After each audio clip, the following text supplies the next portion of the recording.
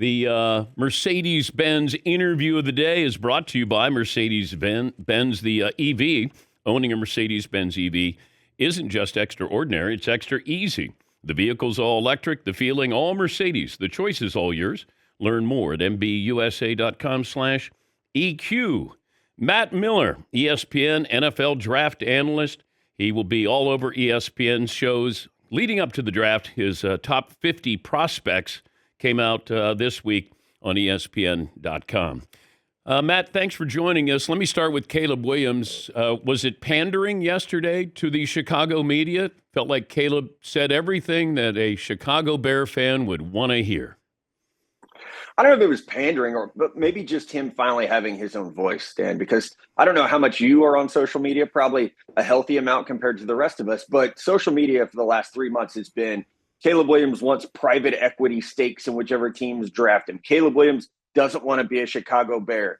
Everyone seemingly, even though no one would put their name on it, everyone had a voice for Caleb Williams except for Caleb Williams. So I actually think he did a good job of coming out and saying, man, I don't care where I'm drafted. I'm not going to Eli Manning this. I'm not going to John Elway this. I respect the process that is the NFL draft. If it's the Chicago Bears, I'll go to the home of deep dish pizza and Michael Jordan. And if it's not the Chicago Bears, I'll go to Washington, where I'm from. I feel like he did approach it the right way. And, I respect that he waited to get his voice out there until this moment, because he could have been pushing back in November, December, January, February. Now we get to the combine and he says, all right, it's business time.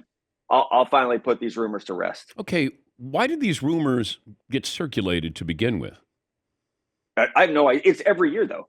It's every single year. It was Joe Burrow doesn't want to play for the Cincinnati Bengals, and Joe never said anything about that. It feels like every year there's a top prospect that we expect is going to do an Eli Manning, even though no one's done that since 2004. And before that, it was 1983. So, we've got about 10 more years before we're on schedule for another prospect to say, I don't want to go to such and such team. But I think it's a little bit of lazy, but also it's engaging. It's engaging for some of these accounts to get on X or Twitter or Instagram or TikTok and say, Caleb Williams doesn't want to be a Bear. And as long as Caleb doesn't immediately push back on that, they've got days worth of engagement, and that now equals money and a lot of attention.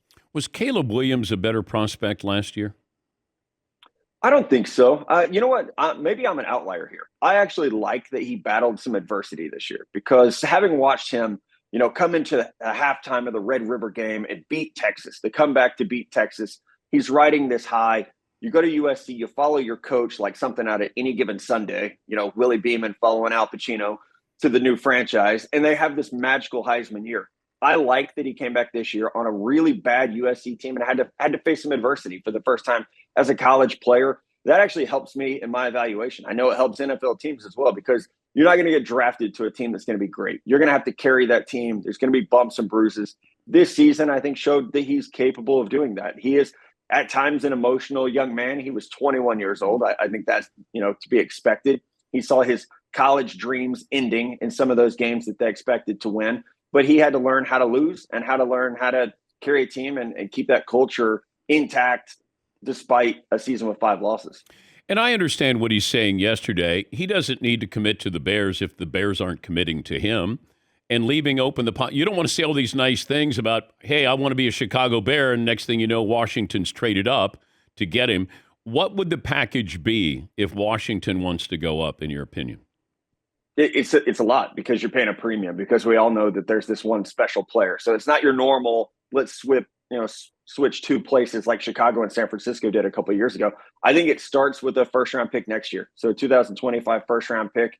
If I were the Chicago Bears, I would do a lot like what I did last year with the Carolina Panthers. I'm going to ask for a 2025 first.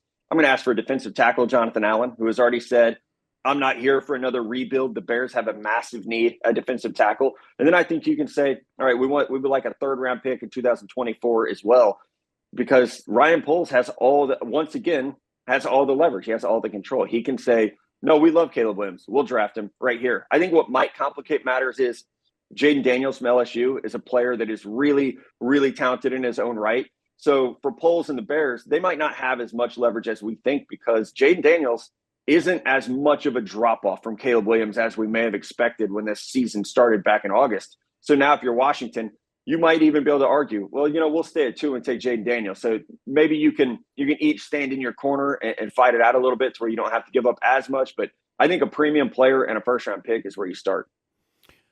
We're talking to Matt Miller, ESPN NFL draft analyst. Why are reviews on Drake Maye so varied?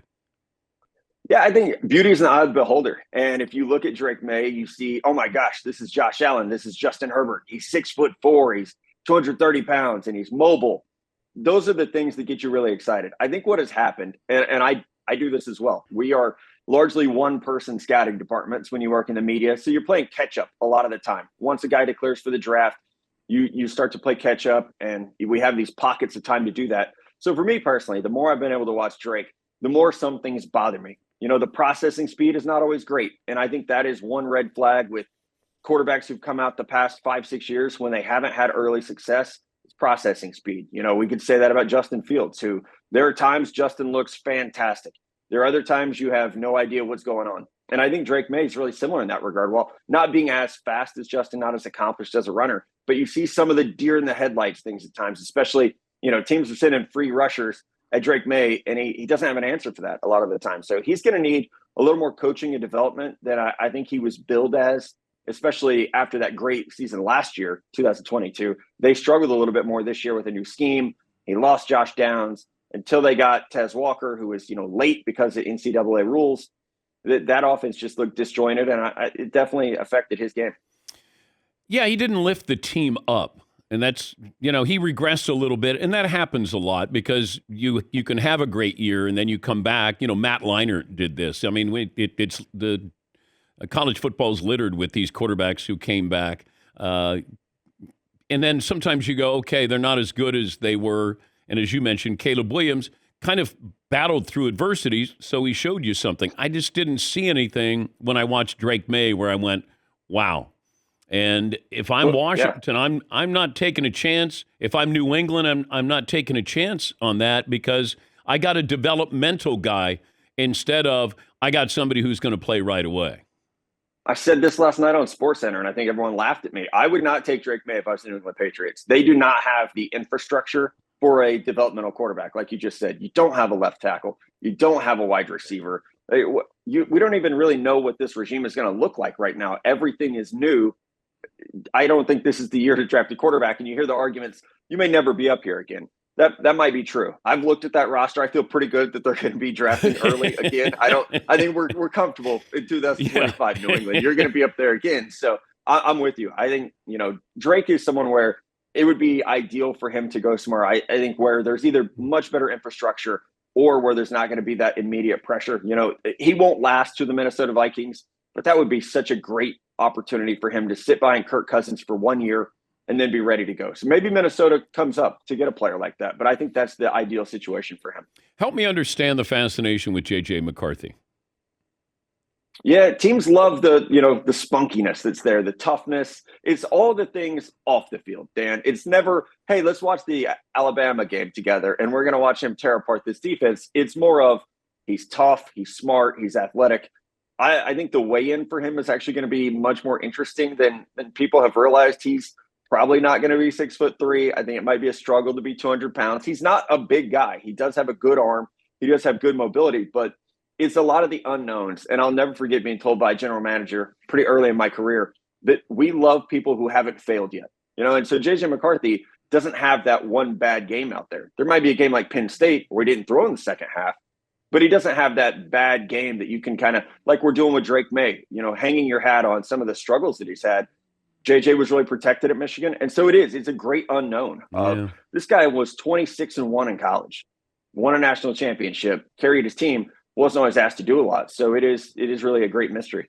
Yeah, I don't know if he carried his team because they were a running team and a great defensive team.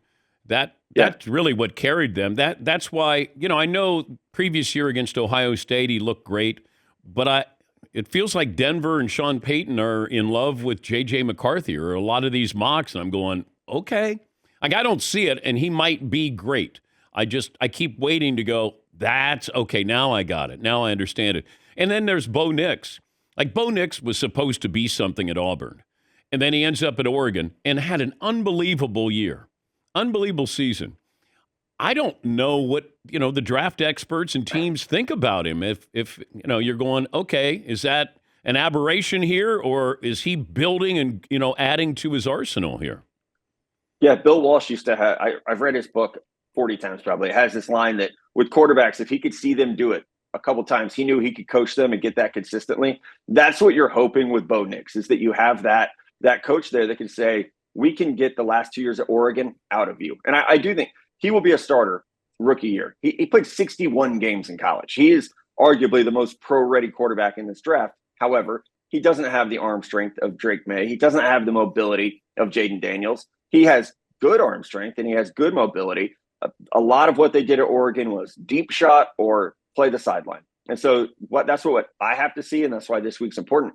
I would like to see him throw on time over the middle. I would like to see him layer the ball, into some pockets that are going to have to be there in the NFL, especially where you can't just play the hashes like they did in college at Oregon. So, it's a great story. The struggles at Auburn where he was really, tabbed as this next great thing. You go to Oregon and revitalize your career. I'd like to give him credit for that, for sticking with it and for persevering and becoming a better player.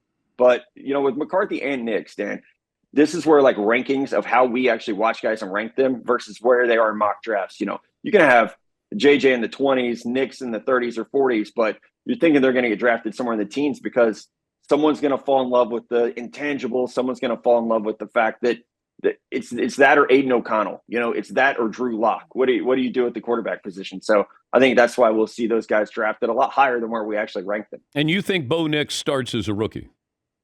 I do. Yeah. I mean, I don't want to say if he goes to the Vikings, he's not going to unseat Kirk Cousins, but like the Giants in the second round, they have 2 second-round picks. If he makes it to the Giants in round 2, I think he fits what Brian Dable wants to do. Yeah, I think he could beat out Daniel Jones. I feel better about that. But, some of this matters on situation. Yeah, he's 24. The receiving core, once again, it feels like you got at least 2, maybe 3 plug-and-play high draft picks here. Assess what we're going to see in the top 10, top 15. Yeah, I think we'll see 3 receivers in the top 7 picks. Marvin Harrison Jr., Rome Odunze, Malik Neighbors. They could go 4, 5, 6. They are that talented. They could fly off the board right after the quarterbacks do. Brian Thomas Jr. from LSU is right there in the mix as well. Maybe not in the top 7 or 8, but he could be drafted in the early teens. Led the nation with 17 touchdown catches last year. He was Jaden Daniels' deep threat. He was the guy with the speed running vertically. He's got great body control, great length to pull in some of those deep passes. But it does feel like every year we're saying historically deep wide receiver class. And here we are again. But I think this time it might actually be true. A Marvin Harrison Jr. is a rare enough prospect that he doesn't have to work out at the combine and he doesn't have to have a pro day. And he can still be a top 3 pick. He's that special as a player. And Neighbors and Odunze were absolutely unstoppable the last 2 years. And they also, have the resumes that Malik Neighbors won't be running at the combine. Rome Odunze, as of now, will be. And he has he's got a chance to do what CJ Stroud and Anthony Richardson did last year, which is say, all right, top guy's not working out. I'll do it. I'm not afraid to work out, and I'll make someone fall in love with me because I am the best player here who's actually performing. Any new combine jargon, oily hips, waist bender, anything we need to be aware of? Not yet, but the workouts start this afternoon. So I will report back with what the new hot phrase is. And when do the hand measurements for quarterbacks come in, just so I can, break into coverage here on our program? Yeah, it should be tomorrow morning, I believe. I remember last year, okay, Adam Schefter and I texting back and forth waiting for the Bryce Young weigh-in. So I think it's Friday around noon is when that should come out. Have fun there, Matt. Always great to talk to you. Likewise. Thanks, guys. That's Matt Miller. He's ESPN NFL draft expert, analyst, and his top 50 prospects list just came out this week on ESPN.com.